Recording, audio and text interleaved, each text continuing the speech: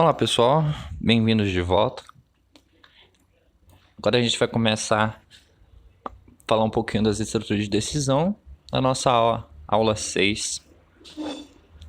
Só dar um adendo aqui da primeira parte, falar um pouquinho de indentação e de debugger. Aqui o meu dev ficou meio doidão, aí eu tive que voltar às configurações iniciais dele. Se você estiver aí no seu ambiente com ele instalado e quiser restaurar as configurações de fábrica, por assim dizer, você vai lá no meu computador, no disco local C. Lá dentro do disco local C, você vai dentro de usuários ou user, dentro do usuário que você tiver logado aí, e lá no endereço você pode habilitar aqui para mostrar as pastas ocultas nas propriedades da pasta, ou já meio que burlar isso aí, entrar direto na pastinha appdata. A appdata geralmente fica lá as configurações dos programas que utiliza.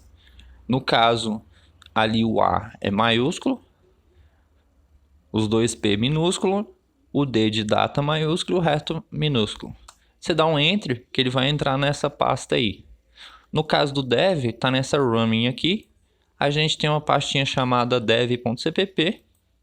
Lá dentro tem dois arquivos de configuração. Se a gente excluir essa pastinha e abrir o dev de novo, ele vai abrir como se fosse a primeira vez que ele estivesse abrindo no seu computador. Aí você pode configurar tudo de novo e restaurar, digamos assim, de fábrica as funções. Vocês lembram que o meu estava todo estranho, agora ele está como se fosse de fábrica, acabado de ser instalado agora. Inclusive eu posso alterar aqui para indentar com espaço em vez de tab, para o meu código ficar apenas com espaço aqui em vez de tab na minha indentação, certo?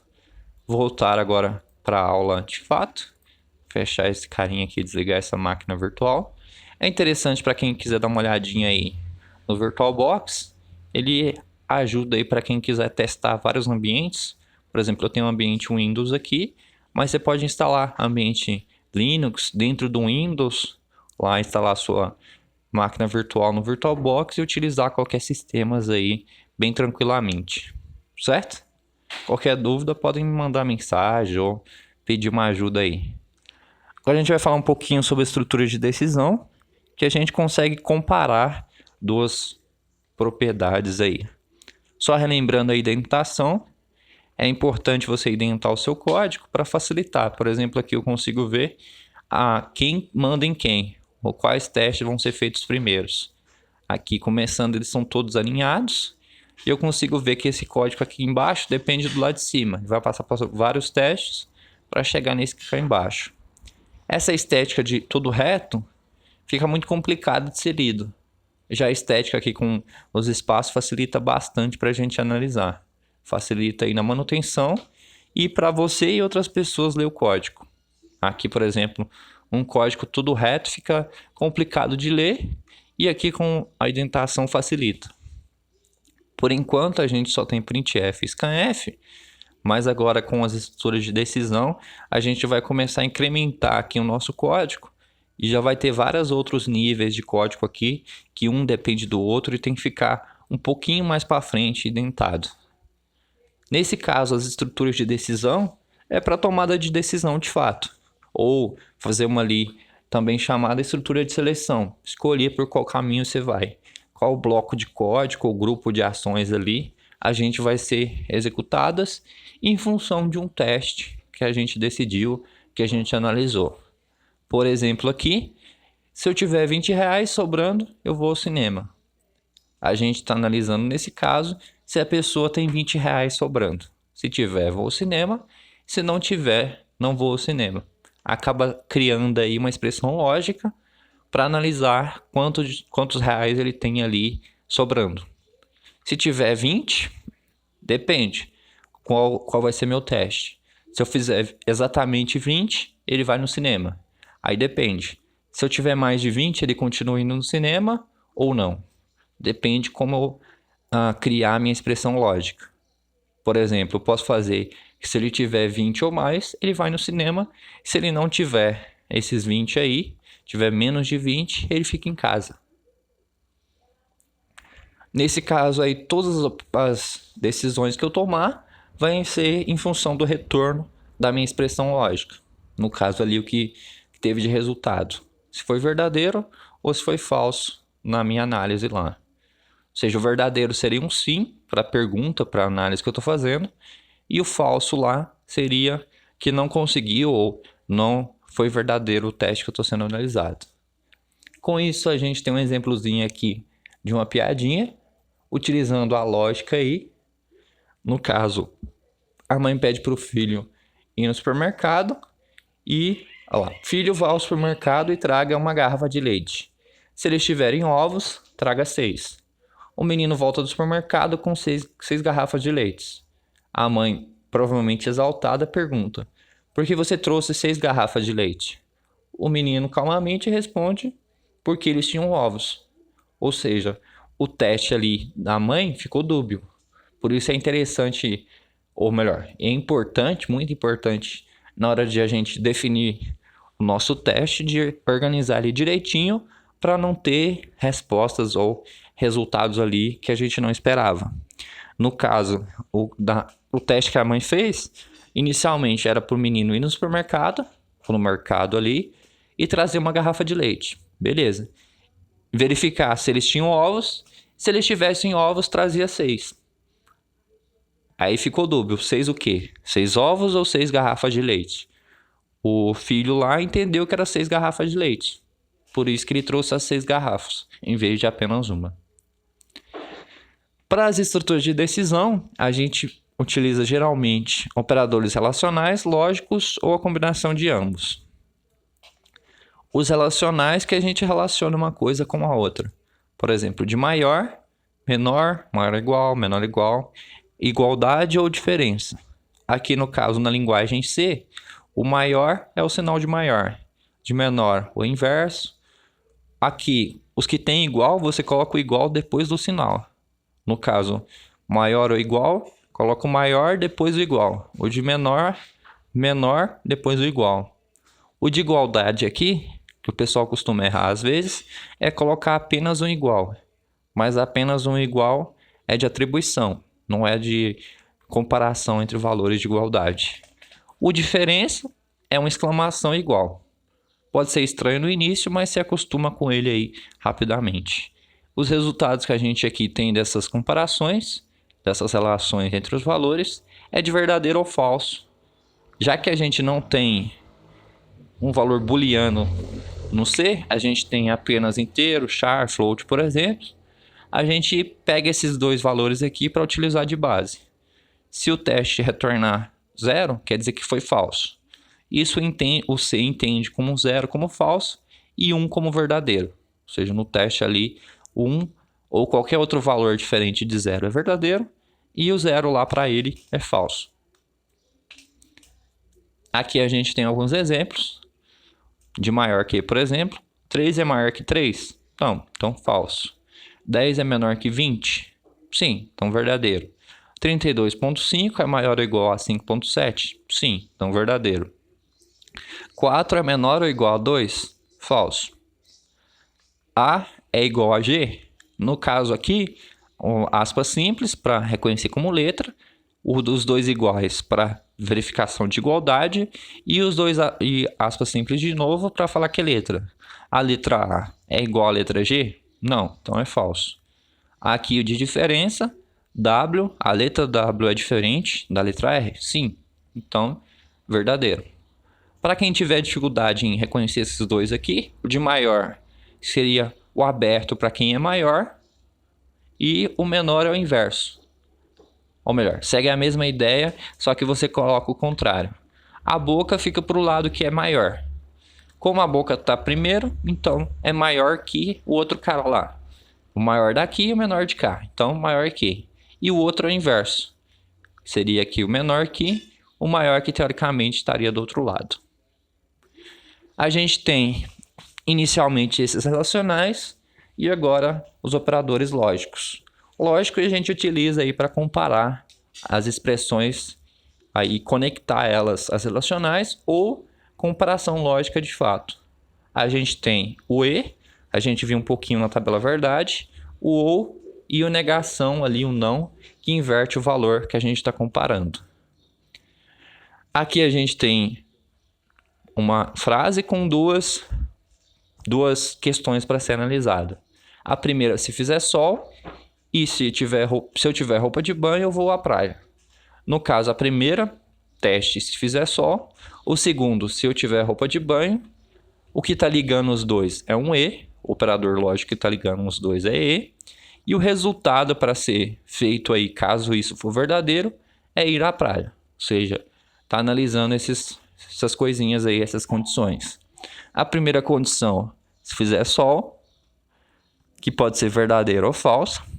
A segunda condição, se eu tenho roupa de banho ou não, que também pode ser verdadeira ou falsa. E o resultado aqui define se eu vou para a praia ou não. Quando o resultado for verdadeiro, na minha comparação, eu vou para a praia. Quando ele der falso, eu não vou para a praia. Aqui a quantidade que pode ter de condições das combinações entre elas é 2 elevado a n, sendo n aí o número de condições.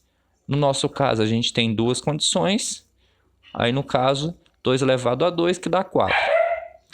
Se eu tivesse 3 condições, seria 2 elevado a 3, que daria 8 possibilidades de combinação aqui. Do e, a gente sabe que se for verdadeiro e verdadeiro, é o único caso para eu conseguir resultado verdadeiro. Ou seja, se fizer sol e tiver roupa de banho, eu vou à praia. Para todas as outras que vai ter a combinação com falso, ou seja, verdadeiro para a primeira e falso para a segunda, dá falso no resultado. Ou seja, verdadeiro e falso dá falso. Falso e verdadeiro também dá falso. E falso dá falso aí também. Aqui a gente vê um pouquinho no esquema de fluxograma. A gente não passou por fluxograma ainda, mas vou dar só uma introduçãozinha de fluxograma só para a gente não perder a ideia. Aqui tem a maior parte dos elementos de um fluxograma, um círculo meio elipse representando o início e o fim. A gente tem um no começo e um no fim. E o fluxograma a gente consegue representar o algoritmo ou a sequência de passos. Esse carinha aqui, esse retângulo, a gente trabalha com a entrada de valores. A setinha é a sequência, ou seja, para onde que eu vou da parte que eu estou. Aqui, por exemplo, no início, eu vou para essa entrada de valores, que é esse retângulo, e o que está dentro vai ser o valor que eu vou entrar. No caso, eu estou entrando num, que provavelmente é um número. Logo depois eu sigo para esse quadrado, por assim dizer, deitado aqui. Esse cara aqui é utilizado para fazer teste, ou seja, uma análise, o nosso if, que a gente vai ver logo mais. Ele faz a comparação do que tiver aqui dentro. Analisa tudo que tiver aqui dentro e vai ter geralmente 2 saídas. Uma para verdadeiro e uma para falso ou negativo aí. Nesse caso aqui, por exemplo, vai analisar. O número que eu digitei é maior ou igual a 20? Se isso for verdadeiro, beleza. 1. Ali, verdadeiro na primeira parte. Aí a gente tem a segunda parte. O número é menor ou igual a 90? Se der sim para a primeira e para a segunda, verdadeiro e verdadeiro, ou sim e sim, vai dar sim ou vai dar verdadeiro aí na nossa tabela verdade, e a gente vai para esse lado de cá. Aí, como resultado, ele tem essa caixinha aqui, que representa a saída de informação ou apresentação de informação. No caso aqui, ele vai apresentar que o número está na faixa de 20 a 90. Por outro lado, se der falso, a análise aqui dentro, ele vai para o outro lado. O número está fora da faixa, no caso de 20 a 90. É só um fluxograma para analisar um número e dizer se ele está dentro de um intervalo específico. Logo embaixo a gente tem a continuação da setinha. Esse círculo aqui, essa bolinha menor, geralmente é para ligar 2 sequências de código em uma só. Para continuar o código, fundir essa sequência de código em uma só e a partir dali continuar. Nesse caso aqui ele já termina o código, já é o fim do nosso código. Aqui a gente tem o primeiro exemplo utilizando o if. Aqui a gente tem o início do nosso código, uma variável inteira e pegar esse valor que o usuário digitar e colocar nesse valor aí. Logo depois a gente tem um exemplo de um if e else. Nosso if aqui é o se, do teste lá, por exemplo, se chover, se fizer sol, se eu tiver uma roupa de banho. Esse é o nosso se, que aqui na linguagem C a gente utiliza if, abre parênteses, os parâmetros que eu for analisar, fecha parênteses e abre chaves. Abre uma chave aqui, o bloco de código que eu for executar, se o que tiver aqui dentro for resultado verdadeiro, fecha chaves e beleza. Eu posso ter apenas if, um bloco aqui dentro de código, abrindo e fechando chaves. Eu posso ter também if e else, ou seja, o if seria a parte verdadeira e o else aqui, que você pode traduzir como se não, que seria a parte negativa, se der falso. Por exemplo, aqui, supondo que eu iniciei o código e digitei lá num valendo 40. Aí ele vai fazer o teste. 40 é maior ou igual a 20? Sim. Aí a gente tem o e, que seria os dois e comerciais. No primeiro deu verdadeiro, beleza, guarda esse valor. Aí a gente tem os dois e's aqui, os dois e comercial, que a gente traduz para o C, lá para a gente tabela de verdade, como e. Aí a gente tem um num, nosso 40 é menor ou igual a 90? Sim. Então ficou verdadeiro e verdadeiro, que no final dá verdadeiro. Com isso ele entra aqui dentro e executa esse código que está aqui dentro. Ou seja, ele vai imprimir lá para o usuário, o número está na faixa de 20 a 90. Ele não vai imprimir esse código aqui de baixo. Ele só vai imprimir isso aqui quando o teste aqui do if for falso, ou der um resultado ali falso, na comparação completa de todas as expressões que tiver aqui dentro. Eu poderia fazer uma, por exemplo, comparando só num é maior ou igual a 20. Aí se eu digitar 40, ele imprime esse cara. Se eu digitar, por exemplo, 3, ele imprime esse cara aqui de baixo. Se eu fizer mais de uma comparação, por exemplo, aqui nesse caso, você separa elas por parênteses, lá como se fosse uma expressão matemática, só que aqui é uma expressão lógica, ou melhor, lá como se fosse uma expressão aritmética, só que aqui é uma expressão lógica. E para ligar eu uso um dos conectores lá de relação entre eles, ou de uma expressão lógica, um dos operadores lógicos. Por exemplo, aqui eu tenho um relacional entre dois valores, tem os parênteses abrindo e fechando entre eles, e para ligar eles é um operador lógico. Tem um parênteses pegando todo, que eu estou trabalhando, um abrindo aqui e fechando aqui. Tem um abrindo para o primeiro teste que eu vou fazer, um para o segundo, e depois ele faz a comparação com esse e. Agora a gente vai ver um pouquinho do operador lógico ou. É aquele caso, se uma coisa aconteceu ou outra, eu faço o que eu tiver ali de resultado. O e, eu preciso ter ambos, ou seja, eu só vou fazer aquela ação se as duas coisas acontecerem. Aqui no ou, só precisa de uma delas ocorrer. Por exemplo, eu tenho aqui a condição, se fizer sol ou se eu tiver roupa de banho, eu vou à praia.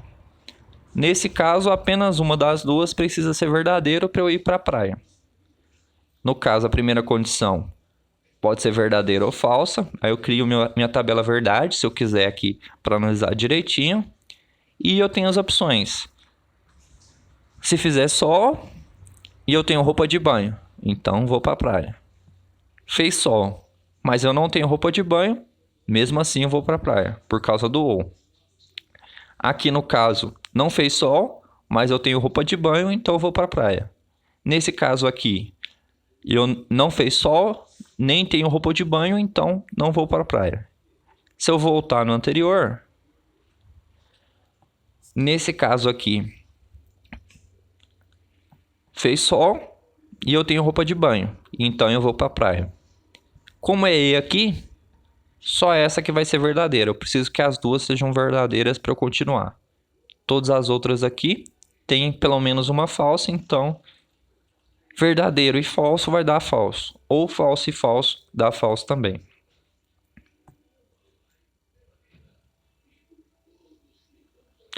Aqui a gente tem o mesmo esqueminha do fluxograma, é a mesma ideia, só muda o ou lá dentro para a gente analisar. Aqui a gente está comparando os dois testezinhos, só inverteu aqui os relacionais. Antes era maior ou igual, agora é menor. E aqui no meio a gente tem o ou. Se o número que eu digitar for menor que 20 ou maior que 90, quer dizer que ele está fora da minha caixa ali, ou melhor, fora da faixa que eu estou analisando, de 20 a 90. Por outro lado, se ele der falso para os dois, quer dizer que o número está dentro desse intervalo. Por exemplo, 37, entrei 37 no num, 37 é menor que 20? Não, então falso. Beleza, falso para esse primeiro. 37 é maior que 90? Não. Falso ou falso dá falso. Em vez dele imprimir esse cara aqui, ele vai imprimir o próximo, da parte do else. No caso, o número está na faixa de 20 a 90, que seria o nosso else aí, que seria a parte do se não ou a parte que deu falso no teste de cima, do teste do if. Agora a gente tem o de negação. Ele apenas inverte, por assim dizer, a expressão que eu estou sendo analisado. Aqui, se não chover, então eu vou para a praia. Eu tenho a condição, que no caso analisado é chover. Pode chover ou não chover. Assim, com o não, ele inverte essa condição e o meu resultado vai ser o oposto da condição. Por exemplo, choveu, quer dizer que vai ser falso, não vou à praia. Não choveu, quer dizer que vai ser verdadeiro o resultado e eu vou para a praia. Aqui a gente tem um exemplozinho, a mesma ideia. Aqui a gente tem um exemplo em C. Inicia o código, criou duas variáveis, imprimiu lá para o usuário para ele digitar se está chovendo ou não. Vai guardar a resposta do usuário. Logo depois ele vai fazer um teste aqui anterior. Eu posso fazer o teste. Aqui ele está pegando o resultado do teste. Ó. Está chovendo, vai receber esse teste. Tem um parênteses aqui entre os dois. Resposta igual, igual. Ou seja, comparação de igualdade com S. Se isso aqui der verdadeiro, ele vai colocar 1 em está chovendo. Se isso aqui der falso, ele vai colocar 0 em está chovendo. Lembrando que está chovendo é uma variável do tipo inteiro. Depois ele vai comparar esse valor. Se esse valor está chovendo está com 0, ele vai inverter esse cara. Se está chovendo, tiver com 0, quer dizer que não está chovendo. Então ele inverte o valor do estar chovendo, vai se tornar 1 aqui no teste do if. Esse 1 aqui no meu teste do if vai ser verdadeiro e ele vai executar o primeiro, que é bora pra praia, que ele vai imprimir lá.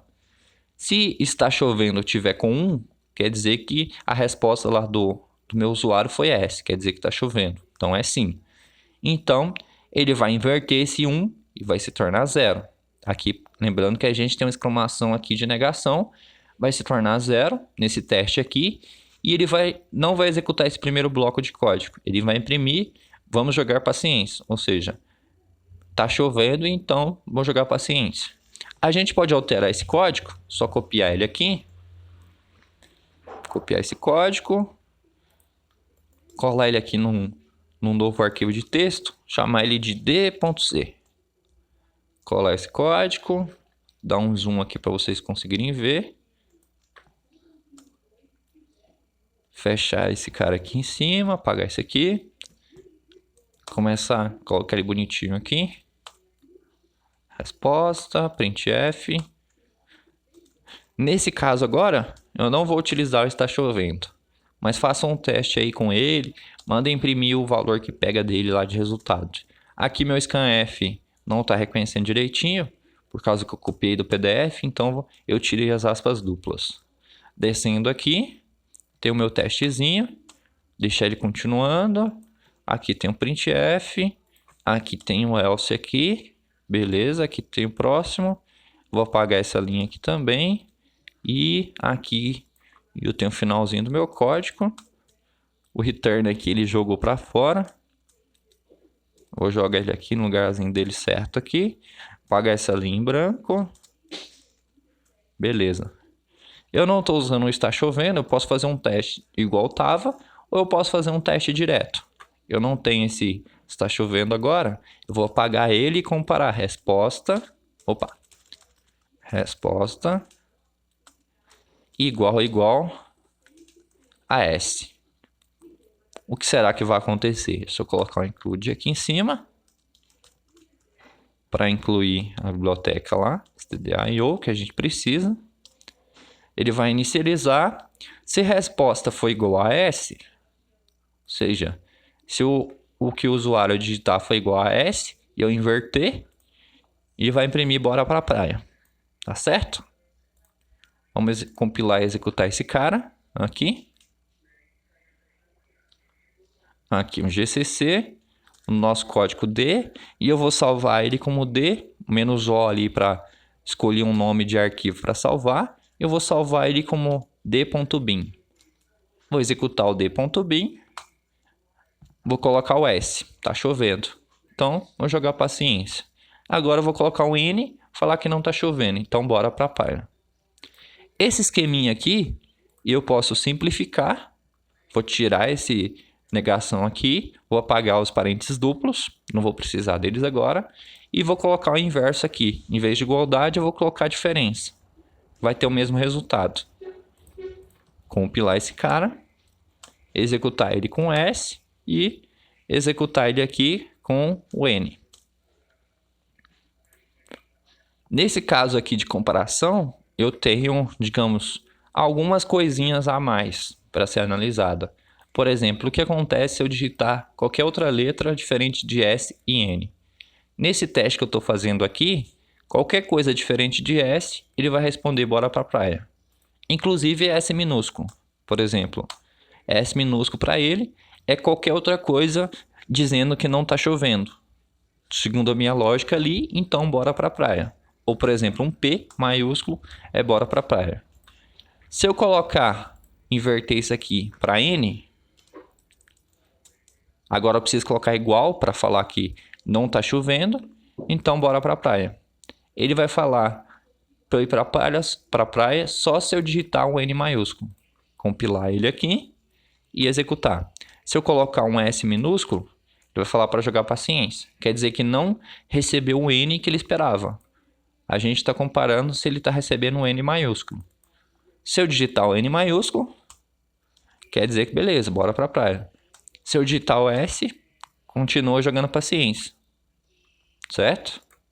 Qualquer coisa diferente do N aqui, ele vai responder, vamos jogar paciência. Ou seja, eu estou comparando com o N maiúsculo inclusive. Eu poderia fazer um testezinho, aumentar aqui, colocar um ou, resposta igual N minúsculo. Opa, já tem uma ali. Eu preciso abrir outro colchete e deixar o do início. Se o meu resposta for igual a N, ou se ele for igual a N minúsculo, N maiúsculo ou minúsculo, agora ele vai aceitar e imprimir bora para a praia. Vamos ver se ele vai funcionar direitinho. N maiúsculo, bora para a praia. N minúsculo, bora para a praia. A gente poderia inverter isso aqui também, desse modo. Se for diferente de S, e se for diferente, for diferente de S minúsculo. Se ele for diferente de S maiúsculo, ou se ele for diferente de S minúsculo, imprime bora para a praia. Será que esse cara vai funcionar? Ou eu preciso colocar um E aqui? A melhor maneira de fazer é fazendo uma tabelinha verdade ou você fazer o testezinho executando. Por exemplo, se eu colocar o A, bora para a praia. Se eu colocar um P maiúsculo, bora para a praia. Se eu colocar um S minúsculo, bora para a praia. Eita, mas não estaria chovendo? Isso. Por causa do ou, ele compara só o primeiro teste. Aqui no caso, comparei. Resposta é diferente de S maiúsculo? Sim. Então, verdadeiro. Verdadeiro ou qualquer coisa é verdadeiro. Então ele nem compara esse segundo aqui. Nesse caso, eu tenho que colocar um e para ele comparar os dois. Eu preciso saber se ele é diferente do S ou se ele é diferente... Melhor, preciso saber se ele é diferente do S e do S minúsculo. S maiúsculo e minúsculo para imprimir bora pra praia. Agora eu vou compilar ele de novo e colocar o S minúsculo. Agora ele fala jogar paciência, porque ele compara os dois. Com o ou, ele comparava só o primeiro teste. Primeiro deu verdadeiro? Ótimo. Já posso executar esse bloco de código que está logo embaixo. Não preciso continuar aqui executando para comparar os outros. Certo? Deu para entender? Nesse caso do ou, ele compara o primeiro. Se der verdadeiro, ele nem se dá o trabalho de comparar o segundo. Ou seja, já facilita aí na execução. Se esse cara der verdadeiro, já posso entrar e executar esse bloco aqui. O mesmo ocorre com o e. Se eu colocar aqui e, se esse primeiro bloco aqui der falso, ele nem compara o segundo. Já vai direto para o else aqui e executa esse cara. Isso são, digamos, ali coisas que o compilador coloca para a gente na hora de gerar o código de máquina para facilitar, otimizar nosso código aí na hora de execução dele. Continuando, a gente tem um exemplozinho, que é a mesma ideia do fluxograma anterior.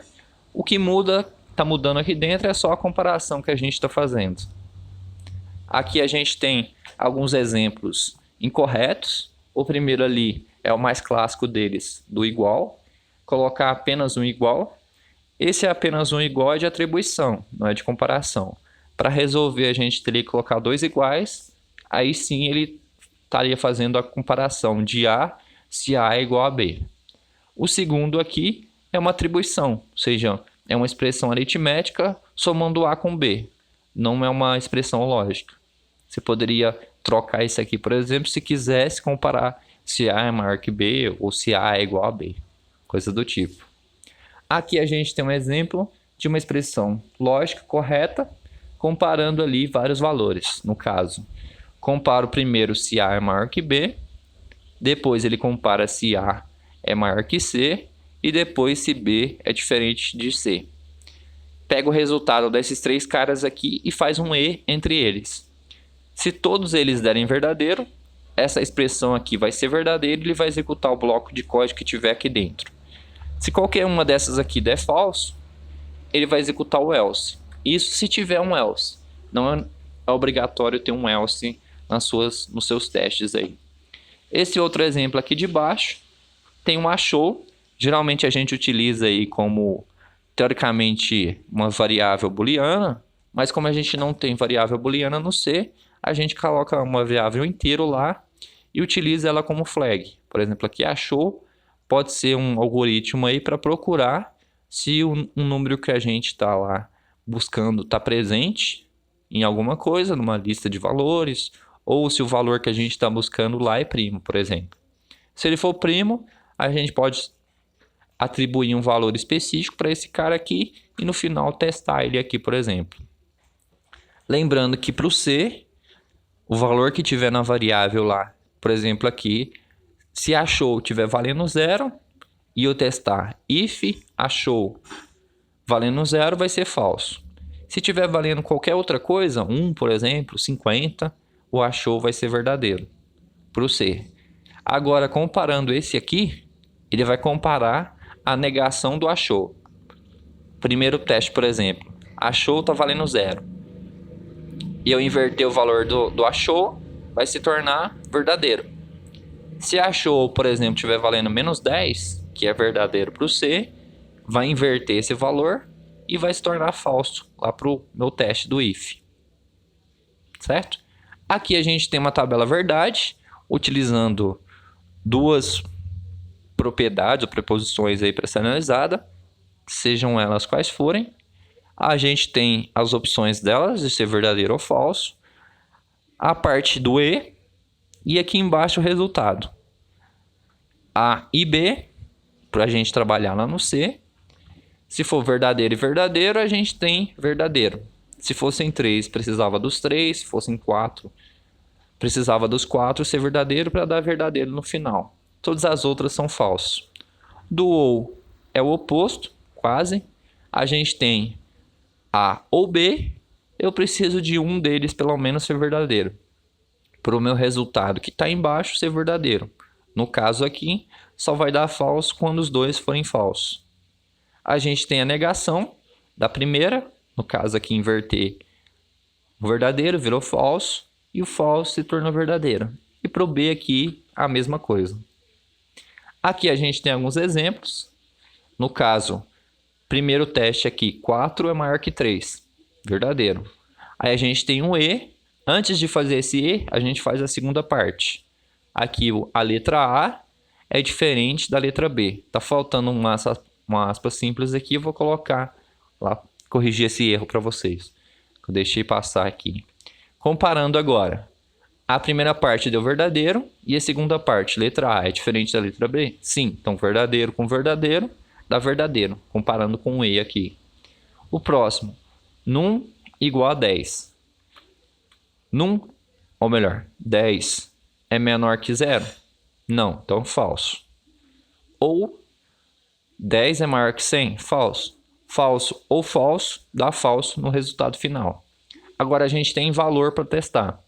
Um testezinho de valor. Menos 10.